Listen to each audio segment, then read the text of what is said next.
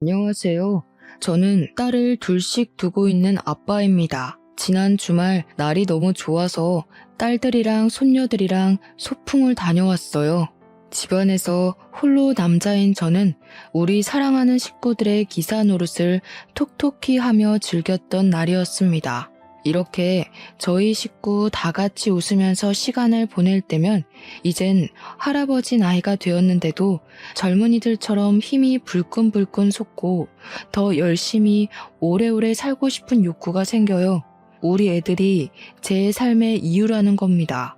이 사랑스러운 아이들이 태어날 때부터 계속 그렇게 웃기만 하는 세월이었다면 얼마나 좋았을까 하는 아쉬움이 좀 있네요. 사람 인생이란 게 그럴 수 없다는 걸 알잖아요. 현재 너무 행복해서 가끔은 가슴 아팠던 일들을 잊고 일평생 행복했구나 그렇게 착각이 들기도 하는데요. 이런 저희 식구들에게도 가슴 아픈 사연이 좀 많습니다. 그중 일부를 오늘 이 공간에서 들려드릴까 합니다. 제게 있는 딸 둘은 2살 터울이에요. 장녀가 먼저 결혼을 했는데 결혼한 지 4년째에 이혼을 하고 저희 집에서 같이 살고 있습니다. 원래는 결혼이 좋다고 여기저기 추천하던 딸이었는데 불과 4년 만에 이혼이라는 파격적인 불행을 겪고 절대 재혼하지 않겠다고 마음이 돌아선 상태예요. 사위되던 놈이 바람이 나서 이혼을 한 거였거든요. 마음 안 좋게도 장녀에겐 딸이 하나 있는데 손녀가 가끔씩 아빠가 보고 싶다고 할 때마다 제 가슴이 다 아팠습니다. 장녀가 받은 이혼의 상처는 동네인 막내에게 따끔한 잔소리가 되어 돌아갔어요. 당시 아직 미혼이었던 막내에게 결혼은 하되 최대한 늦게 하거나 웬만하면 하지 말라고 틈날 때마다 추천을 했죠. 그걸 보면서 저는 아무런 조언도 보탤 수가 없었습니다. 사실 너무 기막힌 얘기겠지만 저도 이혼을 한 처지였거든요. 저 또한 장녀처럼 배우자의 불륜으로 이혼을 하게 된 경우였는데 불행 중 다행이었던 건 제 전처되는 사람은 스스로 능력을 키울 생각 없이 남자의 돈에만 기생해서 사는 성격이었기에 친권을 제가 가져올 수 있었습니다. 그래서 유일하게 집에서 남자인 저는 늘 딸과 손녀를 위해 살았어요. 어쨌든 사실 막내가 결혼을 하지 않겠다고 해도 이해를 해줄 수 있었습니다. 막내 입장에선 가족들이 전부 배우자의 불륜으로 이혼을 경험했는데 결혼에 대한 로망이 없는 게 당연하다고 생각했거든요. 저도 굳이 막내의 나이가 30살이 넘었더라도 결혼할 남자 없냐고 재촉하는 등 귀찮게 굴지 않았어요. 막내한테서 한 번도 남자친구라든지 관심 가는 남자 연예인이라든지 이성에 관해 말하는 걸 본 적도 없거든요. 친구도 잘 안 만나는 것 같고 매번 손녀랑 시간 내서 노는 것 같아 솔직히 저는 암묵적으로 막내가 결혼 생각이 없구나 그렇게 생각했습니다. 그런데 어느 날 정말 아무런 티도 안 내고 있던 막내가 갑자기 결혼할 남자가 생겼다고 식사 자리에서 말을 하더라고요. 뭐? 말도 없이 언제 만났대? 어떻게 만났는데? 뭐 하는 사람인데? 얼마나 만나고 결혼 결정하는 거야? 장녀가 알아서 질문을 해주는 덕에 저는 막내의 대답만 기다리면 되었습니다. 당연히 결혼 안 해도 상관없다고 했지만 이왕 한다면 제발 제대로 된 배우자길 바랬고 장인어른 되는 입장으로서 무조건 우리 딸 위해 뭐든 해주고 싶었어요. 막내가 언지를 주길 사위 될 놈이 성격 좋고 밝은 사람이라 하더라고요. 우리 막내 성격은 좀 소극적인 편이에요. 소위 말하는 집순이인데 자기 남자친구랑 있으면 많이 웃게 된다고 하길래 사실 일단 그거면 충분히 합격 조건이라고 생각했습니다. 사돈집 배경이고 뭐고 그저 우리 딸이 많이 웃을 수 있다면 저는 더 이상 바랄 게 없었어요. 저랑 장녀가 이혼을 겪었다 보니까 서로 영혼이 통하는 게 얼마나 중요한 건지 알겠더라고요. 제발 막내딸 결혼만큼은 저희처럼 실패가 없길 바랬습니다. 그래도 장녀 입장은 동생 앞날이 그저 걱정인가 봐요.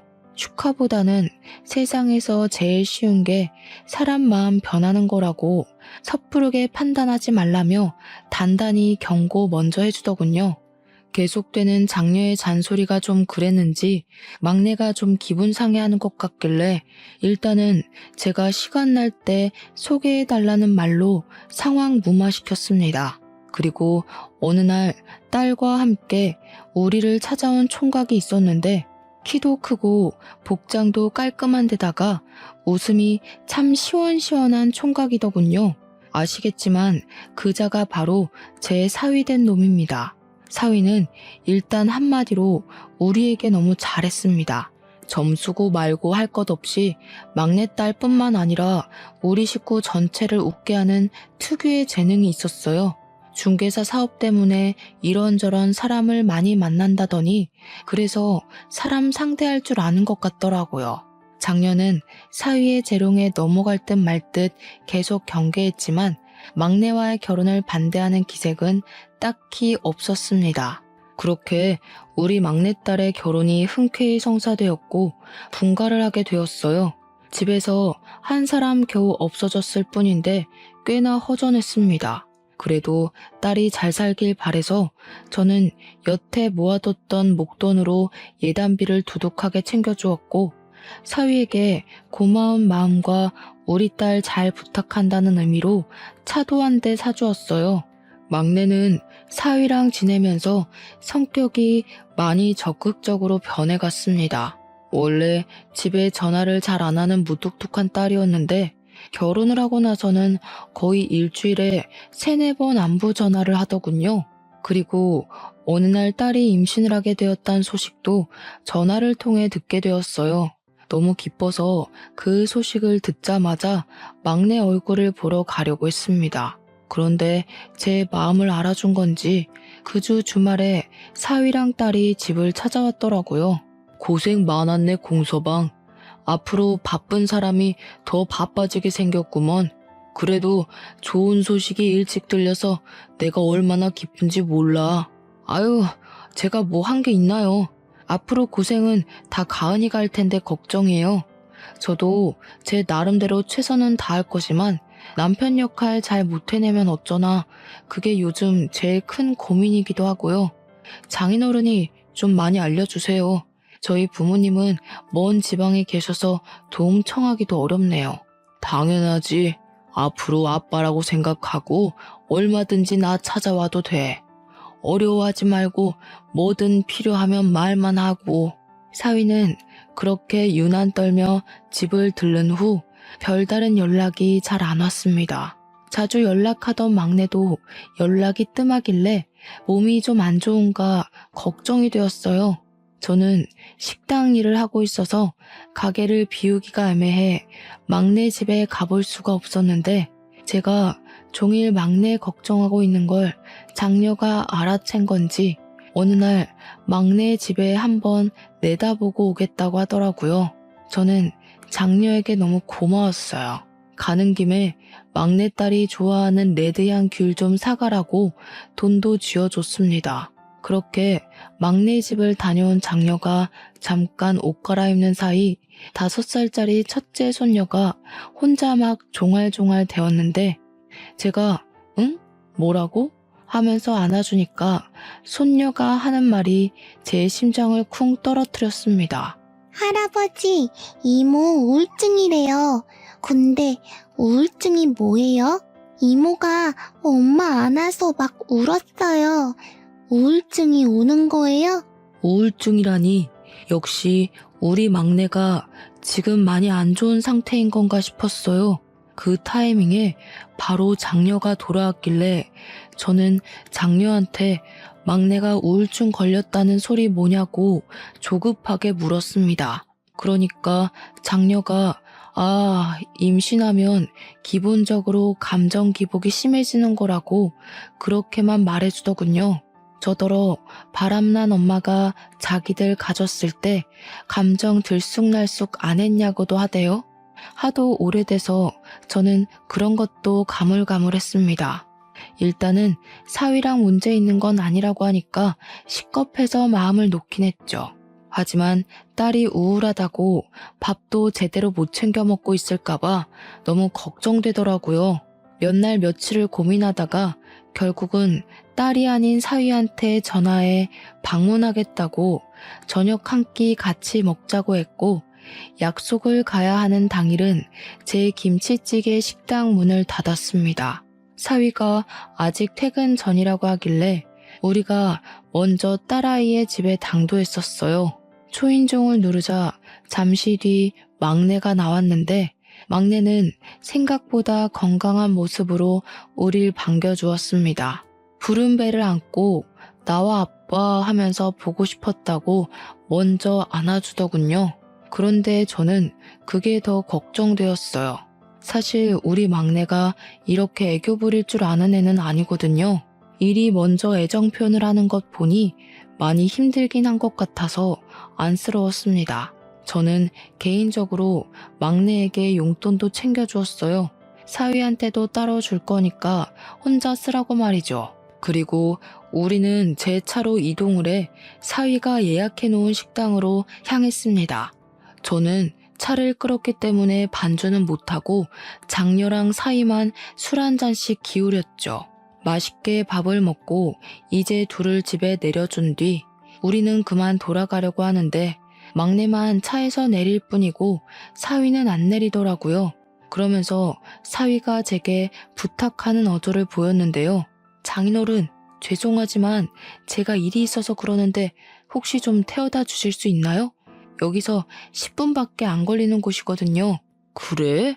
아니, 다 늦은 밤인데도 집 구하는 사람들이 있어? 웬만하면 내일로 잡지 그랬어, 피곤하게. 제가 돈 많이 버는 이유입니다. 아무래도 사업이 사업인지라 고객 시간에 맞추는 게 고수익 유지하는 비결이거든요. 젊을 때 돈 많이 벌어놔야 되지 않겠습니까? 그래야 가은이도 호강시켜줄 수 있고, 우리 딸과 훗날 태어날 손주를 위해서 일부러 밤낮으로 일을 뛴다는 사위가 기특해 보였습니다. 몸 생각 좀 했으면 좋겠다는 걱정은 뒷전으로 한 채 저는 사위를 태워주기로 했어요. 10분 거리인데 어중간하게 택시 타기도 그렇잖아요. 그래서 저희는 막내에게만 인사를 하고 그만 출발하려고 했습니다. 그런데 사위가 잠시만요 하더니 차에서 내려서 막내에게 포옹을 해주더라고요. 뭐라고 하는지는 안 들렸지만 둘이서 중얼중얼 뭐라고 대화를 하는 것 같더니 사위가 웃는 얼굴로 올라타면서 출발해달라고 했습니다. 딸한테 문단속 잘하고 무서우면 불 켜고 자도 된다고 했다네요. 사위가 이렇게 딸 걱정을 많이 해주고 있는데도 불구하고 딸에게 우울증이 찾아왔다는 건 임신이란 게 정말 힘든 일이기 때문이겠죠. 부디 고된 시간을 홀로 견뎌야 하는 제 딸이 우울증에 무너지지 않기만을 속으로 바라고 또 바랬네요. 저는 창문 밖으로 막내딸에게 인사하고 엑셀을 밟았어요. 딸이 집에 먼저 들어갔으면 했는데 백미러로 계속 확인을 해도 막내가 꼼짝도 안 하고 가만히 서 있기만 하더라고요. 제가 핸들을 꺾을 때까지도 딸은 그대로 있었고 결국 딸이 귀가하는 건 보지 못한 채 도로를 빠져나왔습니다. 마음이 왠지 모르게 찝찝했어요. 사위도 늦게 귀가할 것 같던데 하루만 딸을 우리 집에서 재울까 그 생각도 잠깐 했습니다. 그렇게 10분 정도 갔을까 사위가 목적지를 가리키길래 내려달라고 하는 곳에 세웠어요. 그곳은 입주자가 굉장히 많을 것 같은 오피스텔 건물이었습니다. 감사합니다, 장인어른. 다음에는 제가 밥 사드릴게요. 앞으로도 가은이 걱정은 하지 마세요. 제가 잘 보필하고 있으니까요. 사위는 마지막까지 예쁜 말을 하고서 차 문을 열었습니다. 저는 사위 내리기 전에 얼른 용돈 봉투를 건넸어요. 그러니 사교성 좋은 사위가 술까지 들어가서 그런지 제게 고맙다고 진한 포옹을 해주더라고요. 자기가 나이 먹고 누구한테 용돈을 줘보기만 했지 받아보는 건 오랜만이라면서 말이죠. 어떻게 보면 우리 딸이랑 또래라서 제겐 아들과 마찬가지인데 그 소리를 들으니까 자식이 하나 더 생긴 것 같은 기분이 들었어요. 그날 사위에게 마음의 문이 조금 더 열리기도 했습니다.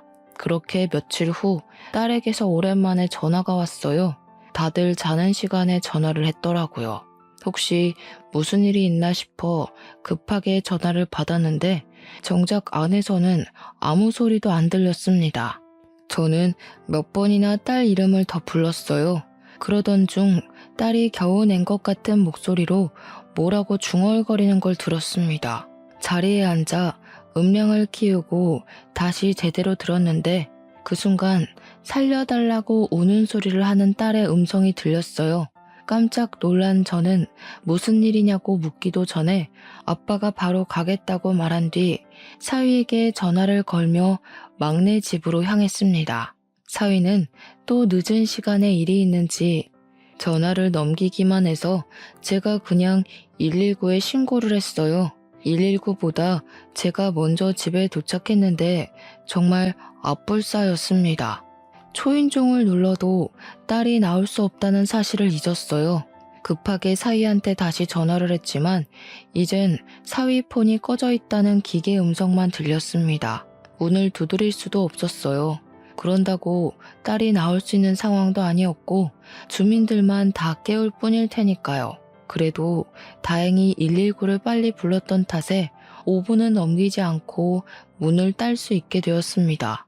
물론 그 5분마저 제겐 5시간 같은 느낌이었지만 말이에요.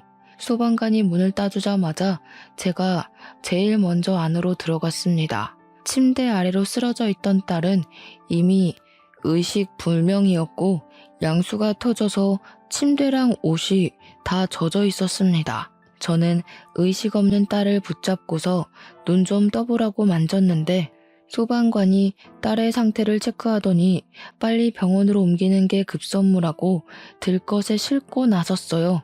그렇게 병원에 내려서 저는 딸아이 한번 만져볼 틈도 없이 수술실로 보내야 했습니다. 딸이 수술실을 들어가는 사이에도 내내 의식을 못 찾아서 제가 얼마나 속이 터졌는지 몰라요. 너무 상황이 위급하니까 의사한테 무슨 일이 일어났다는 건지도 못 들었잖아요. 양수가 터져도 괜찮은 건지 우리 딸이 혹시 많이 위태로운 상황은 아닌지 그런 걸 전혀 알지를 못했으니 하염없이 기다리는 그 시간이 정말 지옥 같았습니다. 그저 수술이 무사히 끝나기만을 바라는 게 제가 할 수 있는 최선의 기도였어요. 다행히도 제 목숨이 달아나는 일은 일어나지 않았습니다. 개운한 얼굴로 나온 의료진들이 제게 딸과 손녀 목숨에는 지장이 없다고 말씀해 주셨어요. 대신 딸 뱃속에 있던 손녀는 조기 출산이라서 바로 인큐베이터 행이 되었다고 합니다. 일단은 둘 다 살아서 얼마나 하늘에 감사했는지 몰라요. 만약 딸이 잘못되었다면 저 정말 제 스스로 무슨 짓을 벌였을지 모릅니다. 저는 밤새 딸 옆을 지키면서 마음의 안정을 찾은 뒤 몇 번이나 더 사위한테 전화를 걸었습니다. 역시나 꺼진 폰이라고 하더군요. 사돈댁은 지방에 있는 사람들이라서 오기가 번거로우니 일부러 큰 사고가 생길 뻔했다고 연락은 안 했어요. 마침내 아침이 되고 제가 잠시 딸 옆에서 잠이 들었을 때 딸이 의식을 찾아서 저를 깨웠습니다. 저는 벌떡 일어나 딸의 상태를 살피면서 또 한 번 하늘에 감사하다고 연신 중얼거렸어요. 눈물은 마르지도 않는 건지 딸을 잃을 뻔했던 지난 새벽의 공포가 다시 상기되어 눈물이 주르륵 흘렀습니다. 그리고 그제야 드디어 사위한테서 전화가 왔어요. 저도 모르게 받자마자 성질을 내었습니다. 자네 대체 뭐하는 인간이야? 내 딸이 양수 터져서 다 죽어가고 있었는데 어디서 뭘 하고 있었던 거야? 또 일이었어? 그 일이 내 딸이랑 손주를 위해서 번다고 하지 않았어? 근데 이게 뭔가? 자네가 있었다면 더 빨리 병원에 올 수 있었을 거 아니야? 내 딸이 오죽했으면 나한테 전화를 했겠어. 네? 아니, 저는 죄송합니다, 장인어른. 정말 죄송합니다. 어디 병원입니까? 제가 지금 바로 갈게요. 사위는 죄송하다고 일이 바빠서 몰랐다고 변명하며 뒤늦게 허겁지겁 병원으로 달려왔습니다. 병원에 도착한 사위 꼬락서니는 밤새 일 때문에 바빴다는 사람치곤 너무 멀끔한 상태였어요. 그것조차 화가 나서 저는 사위 얼굴을 보자마자 귀싸대기를 날렸습니다. 제 딸이 죽을 뻔했다는 생각에 너무 아찔해서 그땐 정말 사위를 어떻게 해버리고 싶었거든요. 당시만 생각하면 아직도 심장이 벌렁벌렁하고 손 떨립니다. 사위는 그렇게 처맞고도 바로 제 앞에 무릎을 꿇고 또 한 번 사죄를 했습니다. 제가 한 대 더 때리라고 해도 그대로 맞을 각오를 하고 있더라고요.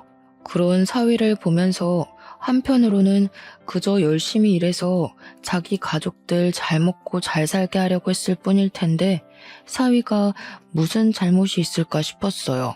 그래서 2대까진 때리지 않았습니다. 사위는 일어나라는 제 말에 뒤늦게 일어서서 제 딸을 살폈어요. 딸에게도 손을 잡으며 사과를 청하더군요. 근데 딸도 사위에게 화가 단단히 난 건지 사과를 받아주지도 않고 고개를 돌려버렸습니다. 아마 딸이 그날은 일을 안 가면 안 되겠냐고 했었을 것 같은 감이 왔어요. 저는 화 좀 식힐 겸 잠시 화장실을 나갔다가 다시 병실로 돌아갔습니다. 그런데 가는 길에 자판기 쪽에 누구랑 통화하고 있는 사위를 목격했어요. 뭔가 곤란한 분위기 같아 보여서 혹시 일 때문에 그러는 건가, 내가 괜히 실수를 한 건가 싶어서 건물 귀퉁이에 몰래 숨어들었습니다. 그래서 오늘은 거기서 잘 거라고? 안 돼. 그럼 나 혼자 자란 말이야? 나 혼자 자는 거 무서워하는 거 알잖아. 알지. 근데 이번엔 어쩔 수가 없어. 이틀은 와이프 옆에 있어줘야 돼. 장인어른 화나셨다니까. 나 뺨까지 맞았다고. 어이없다. 양수 터진 게 뭐 유별난 일이라고. 우리 엄마도 나 낳기 전에 양수 터졌는데 멀쩡하게 살아있어. 그거 흔한 일이야. 이미 장인어른 눈 돌아서 내 변명 아무것도 안 통해. 이번만 봐줘. 네가 전화 받지 말라고 해서 이사달 난 거잖아. 서러워서 진짜. 거기 딸 낳았다고? 내가 아들 낳아줄 테니까 내 옆에는 태어날 때까지 있어줘야 돼. 알겠지? 명백히 사위의 목소리였습니다. 사위는 우리 막내에게나 보여줬던 목소리로 아주 달큼하게 다른 여자랑 통화하고 있었어요. 믿을 수가 없었습니다. 그동안 우리 딸을 위해서 일하느라 등골 빠지고 있는 중인 줄 알았더니 다른 여자한테 눈 돌리느라 바빴던 거였어요. 화가 치밀어 한 발자국도 떼지 못했더니 통화를 마치고 오는 사위와 그대로 마주쳤습니다. 사위는 악소리를 지르며 혼자 나자빠지더군요. 그 꼴은 도둑이 제발 저려 쫄아있는 모습과 같았습니다. 뭘 그렇게 놀라나? 누가 보면 죄 지은 줄 알겠어. 나 몰래 뭐 허튼 짓이라도 했던 거야? 아니요. 그럴 리가요. 근데 언제 오셨어요? 방금 오신 거예요? 사람 실없기는. 그럼 방금 왔지. 내가 뭐하러 여기 가만히 서 있었겠어? 아까 때린 건 미안했네. 내가 너무 흥분해서 그랬던 거니까 자네가 이해해줘. 분명 충격적이고 놀랄 일이었지만 일단은 사위의 불륜을 당장 아는 체를 하면 안 될 것 같아 더 너털하게 웃어 보였습니다. 사위는 저를 경계하는 것 같다가도 제가 우리 딸 좀 잘 부탁한다고 손을 잡아주니 금방 본래 가면으로 돌아오더군요. 사위는 바로 우리 딸 곁을 지키러 자리를 뜨고 저는 그 가식적인 모습에 너무 열이 받아서 사위 나가자마자 표정 싹 바꾸고 어딘가로 전화를 걸었습니다. 과거에 제 이혼과 장녀 이혼 상담을 맡아줬던 변호사에게 연락했어요. 이혼 전문 변호사에게 이혼 사건으로 3번이나 의뢰를 하는 건 사실 정말 창피한 일이라고 생각을 하는데요. 덕분에 변호사란 귀한 인맥을 얻지 않았나 싶긴 하네요. 그 변호사도 변호사 되고 제가 첫 의뢰였다고 하더라고요. 제 이혼건을 담당했을 땐 생초짜였는데 장녀 이혼건에서는 제법 신입의 티를 벗었었고 이번에 막내 건으로 연락했을 땐 아주 장성한 변호사 팀장으로 성장했더라고요. 어떻게 보면 참 아픈 인맥이지만 그래도 저와 장녀를 대차게 승소시켜준 변호사이기에 저와 잘 지내고 있는 사이였습니다. 아직도 그 변호사에게는 고마워서 제가 변호사님이 가게로 오면 음식을 공짜로 대접하기도 했죠. 우선 간단한 안부를 주고받은 다음 저는 바로 막내 사정의 사실을 알렸고 변호사는 제게 이것저것 조언을 해주었습니다. 저는 사위가 불륜이라는 것이 정확하게 드러나면 뒤도 안 돌아보고 당장 이혼시킬 생각이었어요. 변호사가 알려주길 2번이나 이혼 소송을 해보셔서 잘 아시겠지만 일단 무조건 증거를 많이 확보해야 한다고 하더군요. 그 뒤로 저는 식당을 장녀에게 맡기고 손녀가 어린이집을 간 시간만 자리를 비워서 사위를 미행했습니다. 사위랑 막내 사는 신혼집은 1층이 부동산 사무실이고 2층이 자가인 집인데요. 사위는 출근을 1층으로 해서 서류를 진행했고 미팅이 있으면 외출하는 듯 했는데 외출이 절반 이상이었어요. 그래서 사실상 사위의 공간을 침범하는 데는 어렵지 않았습니다. 그리고 사위가 외출하는 시간을 며칠간 지켜보면서 어느 시간대에 밖을 나서고 움직이는지 파악했습니다. 우선 막내딸에게 먼저 찾아갔는데 막내는 자기 딸을 재운 후 겨우 잠들어 있었습니다. 그리고 저는 막내에게 제가 알고 있는 사실들을 솔직하게 물어봤어요. 그렇잖아도 위태롭던 막내딸은 제가 묻자마자 얼굴이 일그러지며 눈물을 터뜨리더군요. 이놈 새끼가 이런 쓰레기짓 하고 다녔는데 왜 말 안 했어? 아빠한테 진작 말했어야지. 아빠는 네가 이렇게 힘들게 지내는 줄도 모르고 밑 빠진 독에 물이나 붓고 있었으니 가족이 있는데 왜 이걸 너 혼자 참고 있었어? 남편이 이거 고자질하면 친정까지 손봐줄 거라고 협박하잖아. 남편 돈 많은 거 알지? 그러다 나 때문에 아빠 식당 손해가면 어떡해? 우리 딸도 지켜야 되고 내가 할 수 있는 게 없었어. 보니까 막내는 사위에게 협박당하면서 불륜을 강제로 숨겨주고 있었던 듯 했습니다. 너무 속상했어요. 이혼을 해본 사람 입장으로서 막내의 마음을 이해하지만 제가 충분히 힘이 되어 줄 수 있는데 막내가 오히려 저를 걱정해줬더라고요. 좀 더 벌이가 괜찮아서 시위 같은 놈 쉽게 짓누를 수 있는 힘이 있었다면 막내가 저에게 과감히 기대었을까 문득 제 신세를 후회하기도 했습니다. 그렇다고 돈으로만 그 썩을 놈을 해결할 수 있는 건 아니잖아요. 돈이 있었다면 빙빙 둘러가지 않고 손쉽게 처리할 수 있었겠지만 빙빙 둘러가야 하는 만큼 더 고통스럽게 망하게 하겠다고 결심을 했어요. 저는 막내에게 사위랑 대화할 때마다 녹음하라고 그럼 내가 다 알아서 해주겠다고 일러뒀죠. 불쌍한 우리 막내딸, 저한테 잘 사는 모습 보여주려고 했는데 그저 미안하다고 울기만 하더군요. 좀 소극적이고 무뚝뚝하더라도 나쁜 소리 한번 안 해보고 산 착한 딸인데 그런 내 딸에게 이런 고충을 겪게 한 사위를 절대 용서하는 일은 없어야겠다고 다시 한번 마음을 다잡았습니다.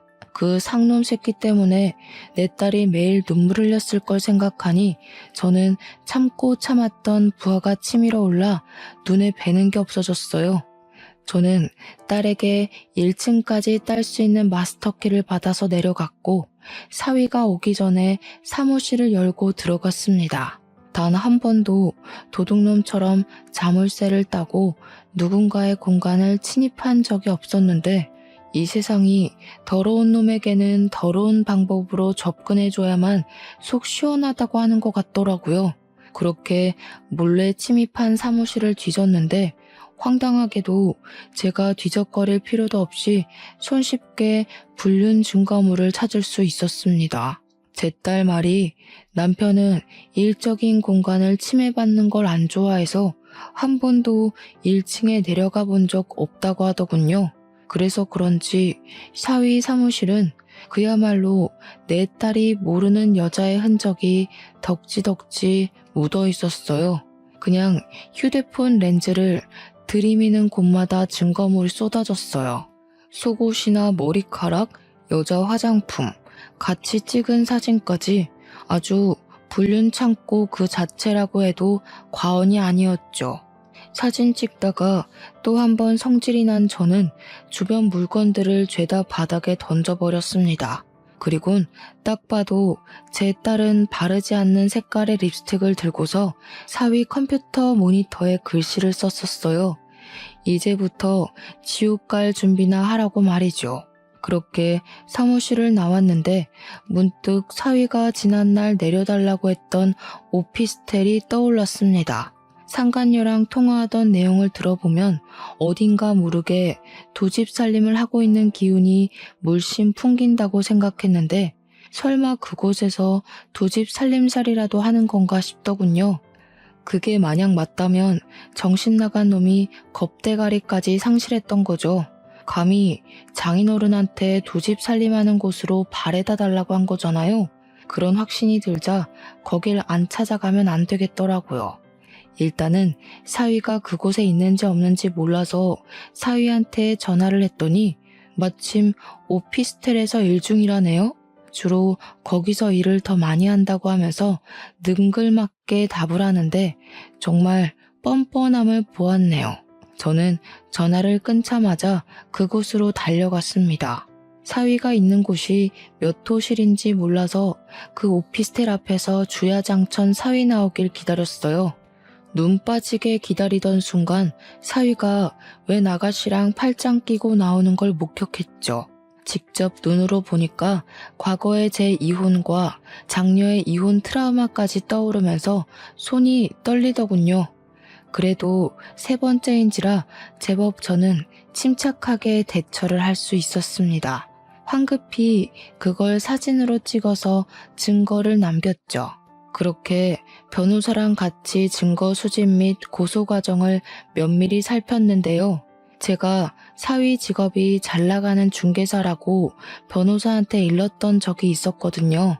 그런데 변호사가 뜬금없이 그것에 중점을 두면서 수상해 하더라고요. 아버님, 혹시 그 중개사가 개인 사익 없이 공정하게 거래를 하던가요? 어딘가 찝찝한 구석은 없었어요? 글쎄요. 제가 사위 일할 때 같이 있어 본 적이 없어서 그런 건 잘 몰라요. 일하는 척 하면서 불륜 저지른 것밖에는. 뭔가 다른 게 있는 거예요? 다른 게 있을 확률이 클 것 같네요. 이런 부류의 사람들은 대개 공정한 거래는 안 할 겁니다. 이건 제가 따로 알아보고 연락드릴게요. 사위분 명함 있으세요? 변호사는 제가 사위 명함을 받아서 그 자리에서 바로 사위한테 전화를 걸었습니다. 그리곤 지인에게 소개받아서 연락한다면서 전세 건물 좀 몇 개 보려고 한다고 사위랑 시간 약속을 잡았죠. 며칠 후 변호사는 직접 발로 뛰어 사위를 만났고 같이 건물을 돌았다고 하더군요. 전세계약 고객이 오랜만에 들어온 건지 사위는 특유 재능 있는 말발로 변호사를 데리고 다니며 건물들을 소개했고 그런 사위에게 변호사는 자신의 직업을 숨기고 그저 취준생이라고만 했다 합니다. 취준생이라는 말에 사위는 더 거만해졌다고 하더군요. 변호사에게 소위 깡통 전세인 건물들만 소개를 하면서 언변으로 변호사의 눈을 속이려 들었다네요. 누가 봐도 여기다 전세금을 내고 계약을 하면 돈을 돌려받지 못할 게 뻔한데도 마치 대단한 건물인 척, 없어서 계약 못하는 건물인 척 변호사한테 사기를 치며 거래를 시도했다고 합니다.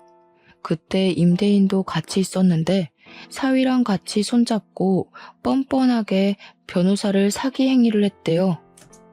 모든 걸 녹음하고 있던 변호사는 그걸 토대로 다시 사무실에 돌아와 사기죄 또는 사기 방조죄 등 형사 처분까지 준비를 했습니다. 변호사는 이 증거들을 토대로 사위를 구속시키고 중개사 자격을 박탈시킬 수 있는 전세 사기로 고소를 할 예정이래요. 그리고 이 와중에 하늘이 저희를 돕는 건지 전세 사기로 좀 더 확실한 증거물을 찾던 중 황당하게도 사위가 과거에 전세 사기로 한번 신고당했던 적이 있다는 것도 발견을 했습니다. 그때는 합의가 이루어졌는지 피해 금원을 피해자에게 돌려주면서 상황이 크게 안 커진 듯 보였어요. 이미 신고를 당했음에도 똑같은 짓을 또 하다니 사위를 너무 믿었던 지난날의 과오가 너무 후회가 되었어요. 당연히 저는 사위와 합의를 볼 생각이 없었습니다. 변호사도 이런 상습적인 놈에게는 합의로 넘어가주면 안 된다면서 분명 신고당한 것 말고도 여러 번 사기를 저질렀는데 안 걸리고 있는 놈일 거라고 추측하더군요.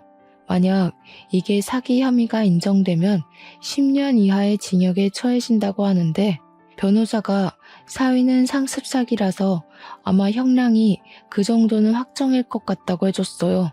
역시 전문가의 눈과 손은 달라서 감탄했습니다. 저는 사위의 밥줄까지 끊을 수 있는 방법이 생기자 마치 속이 뻥 뚫린 것처럼 벌써 후련했어요.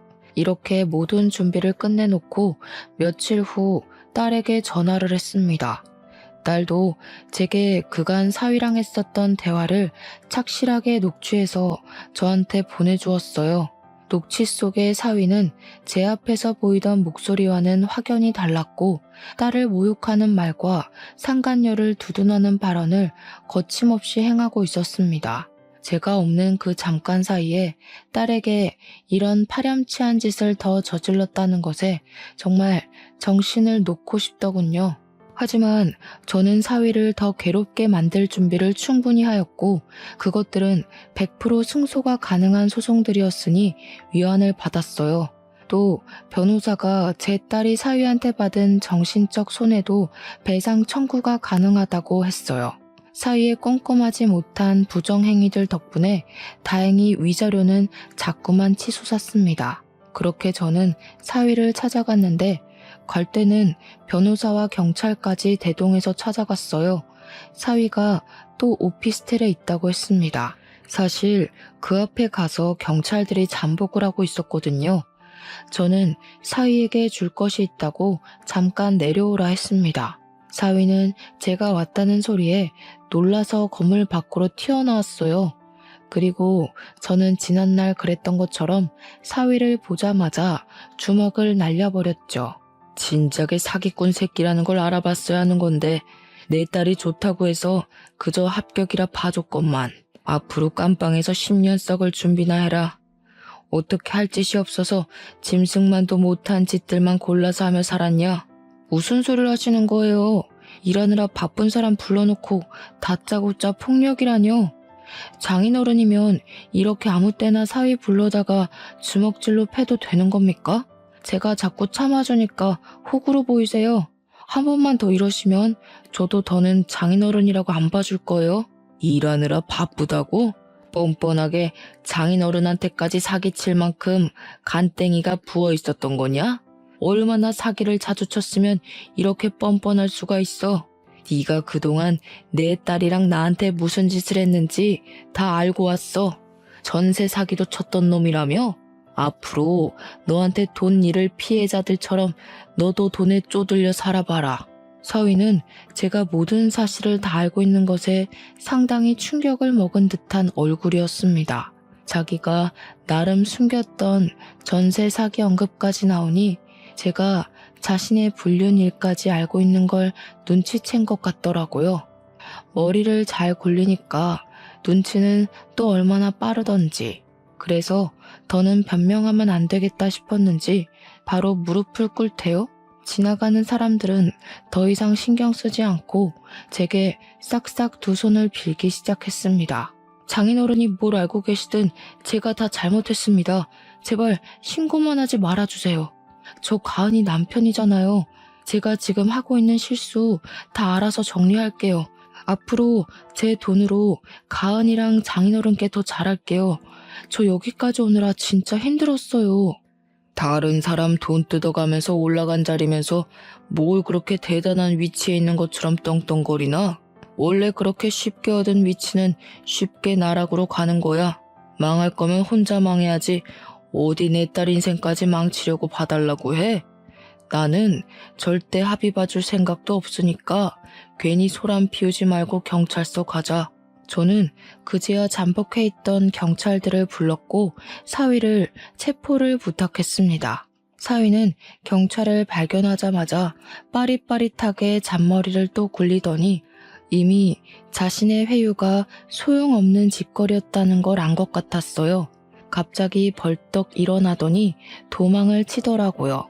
그래서 대낮에 느닷없이 경찰이랑 추격전 발생했습니다. 저는 이대로 사위를 놓칠까봐 전전긍긍하며 지켜봤어요. 제가 조금만 더 젊었더라면 당장 쫓아갔을 텐데 그게 아쉬웠습니다. 직진 방향으로 무작정 달리던 사위는 자꾸 뒤를 돌아보며 경찰을 살폈는데요. 마지막 지푸라기라도 잡는 심정으로 달리더라고요. 그런데 사위가 너무 뒤만 신경 썼던 탓인지 미처 앞에 도로가 있다는 걸 확인하지 못했고 그대로 빨간불 신호에 뛰어들었어요. 그만 달려오던 세단에 부딪혀서 사고가 생겨버렸습니다. 너무 놀란 저는 사위가 쓰러진 곳으로 달려갔어요. 사고 현장은 입을 틀어막아야 할 정도로 처참했습니다. 사위는 사고 지점에서 7m 날아간 곳에 추락을 했고 사위 때문에 교통 상황은 순식간에 아수라장이 되었어요. 급정지로 인한 사고 차량도 군데군데 발생했습니다. 심각해진 상황에 경찰은 119를 불러 사위 먼저 수습을 했고 뒤늦은 사고들 때문에 인력 지원에 나섰죠. 저는 사위와 같이 구급차에 실려와 병원으로 향했습니다. 사위는 급히 수술실로 이송이 되었으나 안타깝게도 뇌사에 빠지고 말았어요.